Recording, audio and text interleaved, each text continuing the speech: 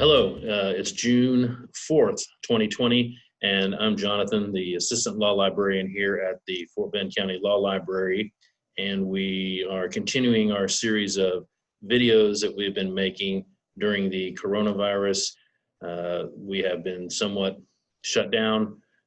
We have partially reopened. We're open to attorneys and county staff, and the Justice Center is kind of slowly coming back to life.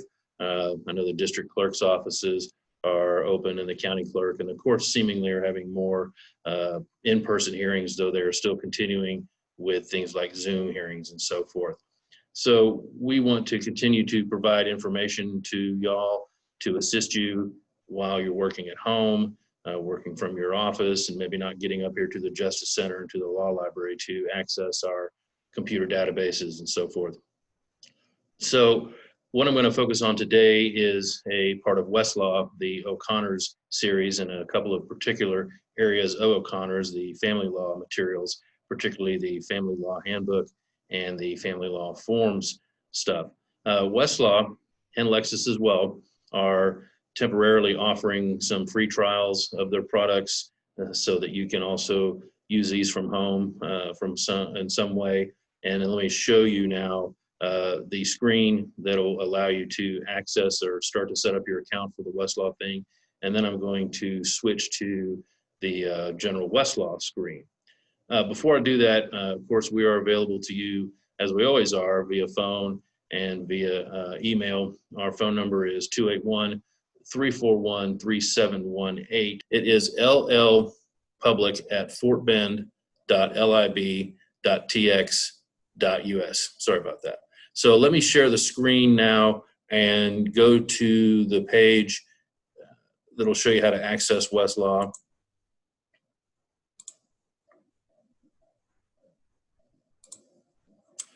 So if you'll see this page, if you go up here and go to that screen, type that into your browser or cut and paste it into your browser, that https, the legal.thomson-reuters, try Westlaw. So if you want to take a minute and write that down, and that is a way you can access that information. Of course, you can email us and we can send you the access links to both the Westlaw and Lexis free trial as well. So let me now switch over to the Westlaw page. Let me go back to the beginning to show you how to access it. So here's the main Westlaw page, and of course it has a general search bar where you can type in terms and so forth to help you do a search, and you can narrow it down by a particular jurisdiction. You know, most people here in Texas obviously are going to choose Texas. You know, you can do that, and then you can type in your search here, and then it'll bring up responsive materials. It'll bring up cases and forms and statutes and secondary materials that you can then choose from. But let's look at, in particular, the O'Connor's stuff. And so where you're going to find that is the secondary sources tab here. So if you want to click on that, it's right here. Click on secondary sources. And then you're going to have to scroll down a bit because the secondary sources are divided out by categories and so forth. So if you scroll all the way down pretty much to the publication series, and you find O'Connor's here, and it's kind of buried a little bit. If I had O'Connor's, I would make it a little more prominent on there, but there it is. And just while I'm accessing that, for those of y'all that don't maybe remember, Thomson-Reuters, which is the company that owns Westlaw, which is one of our two primary online legal databases, they bought the O'Connor series of books a couple of years ago, and they have now incorporated all that material onto their website. And most attorneys in Texas are very familiar with the O'Connor series of books. They cover a whole lot of topics. First one was probably Texas Rules Civil Trials here, but almost any lawyer practicing in Texas probably has a couple of these books on their desk, depending on the nature of their practice. And what O'Connor's has done, and what happens now in this age with a lot of legal publications, is the publication is available equally in book form as it traditionally was, and now online.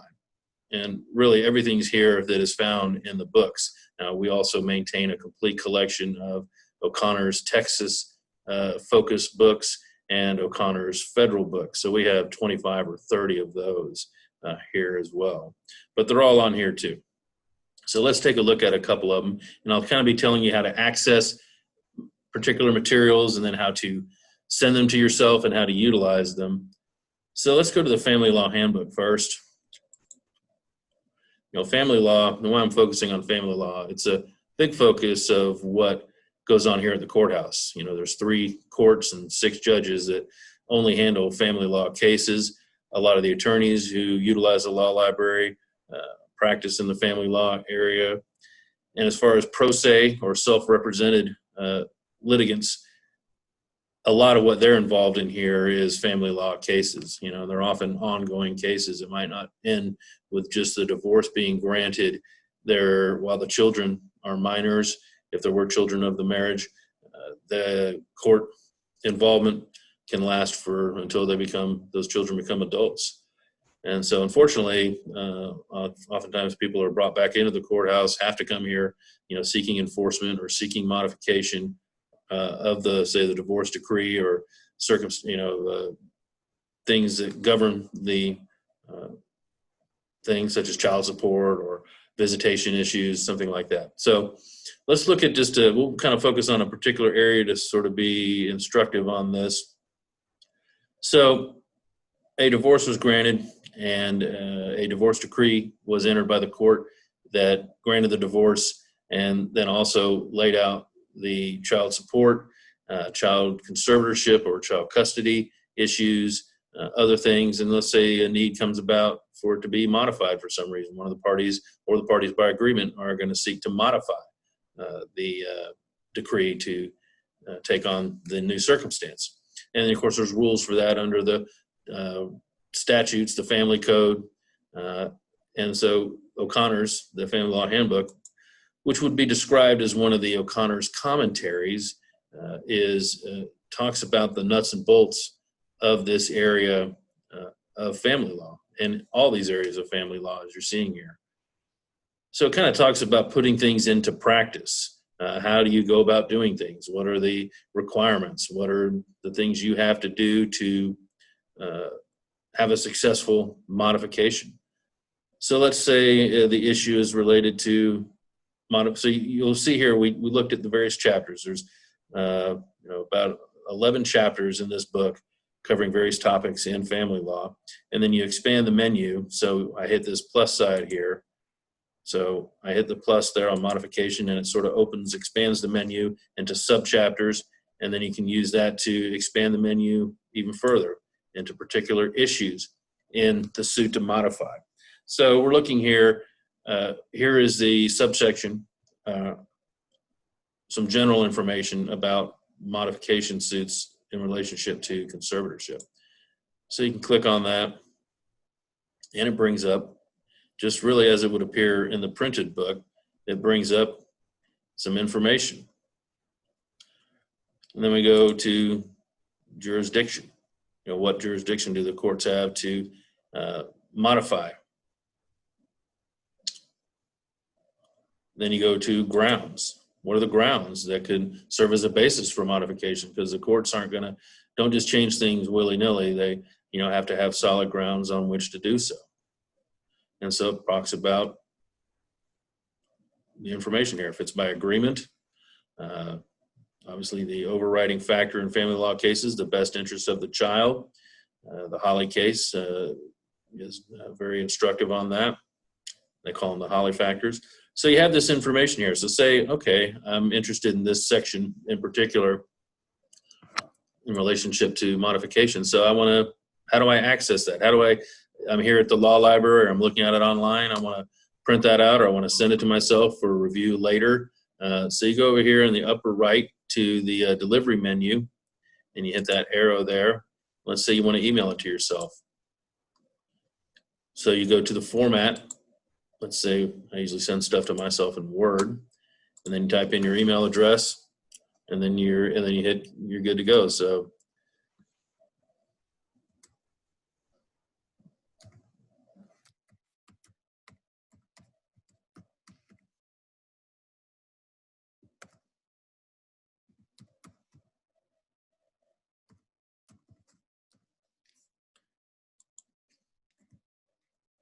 you type in your email address there, and you can type in a little note if you want to make a note for yourself, and then you just hit email, and it sends the item to you in that format.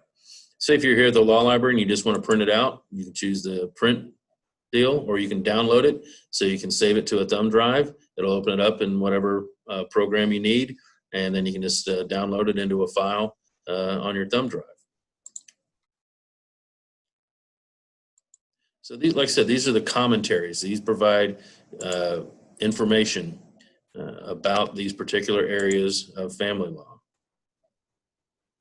So let's go back to the main menu for O'Connor's, and let's choose another publication related to family law. So let's go down to the forums. Let's say you've read up about modification in the family law handbook, and now you're ready to utilize some forms to get your modification suit going.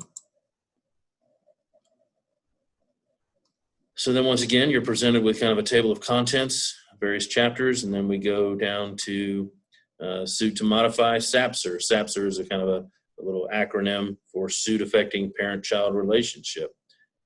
That's a suit affecting parent-child relationship is any kind of suit where children are involved. It can be a divorce or modification or some kind of original suit, paternity suit, things of that nature.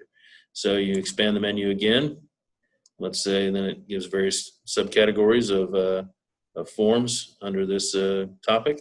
Then you say, oh, let's look at the petitions. A petition is what you file with the court to get something going. You're making a petition to ask the court to do something. And then you have, say, this is the form. There's a couple of different versions, modification of conservatorship. So let's take a look at that form. So this is how it's presented online. We can also, and I want to show you a couple of different things. This is the form, and it's going to have various categories of paragraphs. So you're going to have to kind of go through and review it carefully, and some may or may not be applicable. It's just a case of going through and editing it as needed. So let's once again, we can do the same thing. We can email that form to ourselves, and we can choose, Word.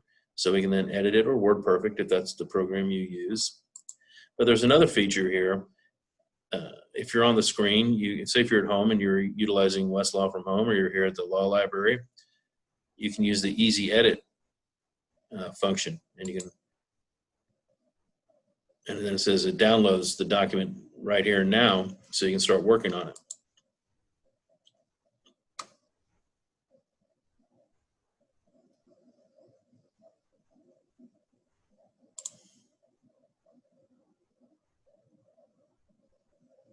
So it opens it up in Word. We'll hit enable editing. So now it's here in Word format.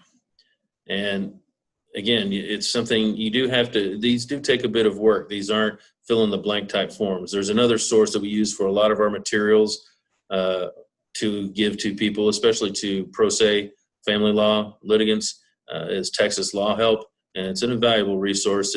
The forms are standardized, and they're fill in the blank and checking off of boxes, and they're very helpful. And that's often what we utilize in the modification deal. They have a pre-printed packet and so forth. But there's also times where you're going to need to maybe use more specific and editable forms that aren't available on Texas Law Help, or don't have the level of precision that you require.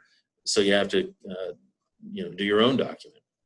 So this is the way that O'Connor's presents them. And so it takes editing. You got to go through here. O'Connor's does a thing here. So say discovery control plan. That's often information you need to give the court on what kind of discovery control plan. Discovery is the way of obtaining information during litigation.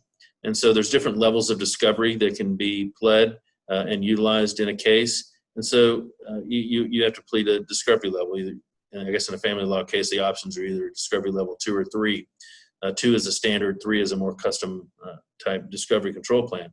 But what O'Connor's does, which you do have to edit out then, it gives reference to the section of the family law handbook or other publications where where you can read up on information regarding this particular paragraph. So you're like, well, what does this mean?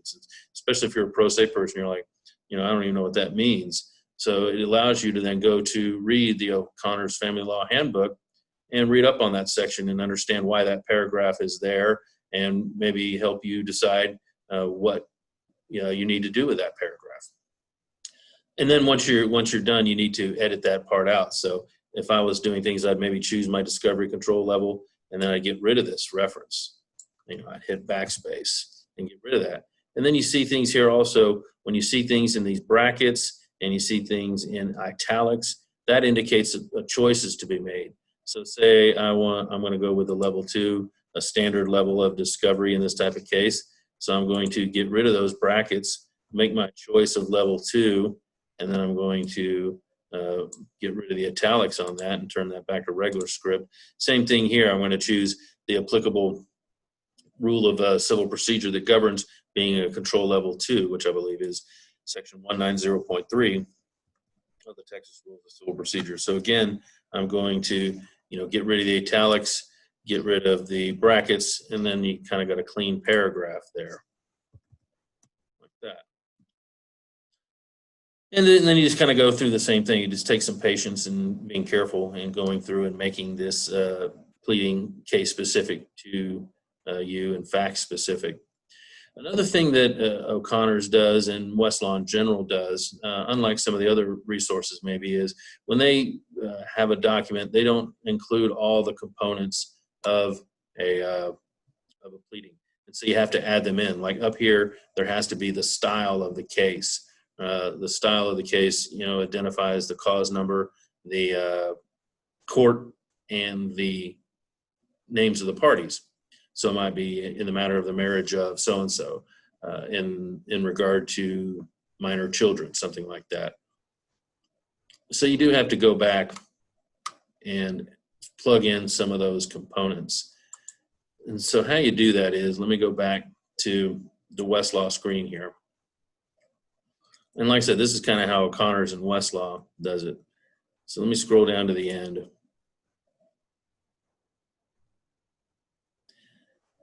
And so after the pleading, after the petition for modification, they have some things that you might need to add in here where it says add in or attach. The style of the case is what I was talking about, or the signature block. Signature block being where you identify yourself as a person filing, the party filing the document, give your contact information, your phone number, email, that sort of thing.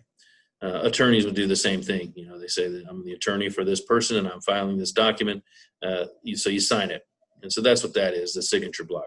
So let's go look at the style of the case that you would then plug in. So let's open up that document. And again, you can send this to yourself or download it in Word. And then it gives various types of styles of the case that could be used in various situations, like suit affecting parent-child relationship. So up here, you'd want to put the cause number, 20-DCV12345. That's basically the file number for a case. And then you have the party identification here in the interest of blank, a child, and then you have the court identification here. So it's just a case of plugging in the necessary components for any kind of pleading. And like I said, it's an extra step or two that needs to be taken. But the materials that are in O'Connor's are excellent. They're a well-recognized practice guide and form place. So it's something that can be used in addition to other resources that we have here for family law. So let me go back to the main screen.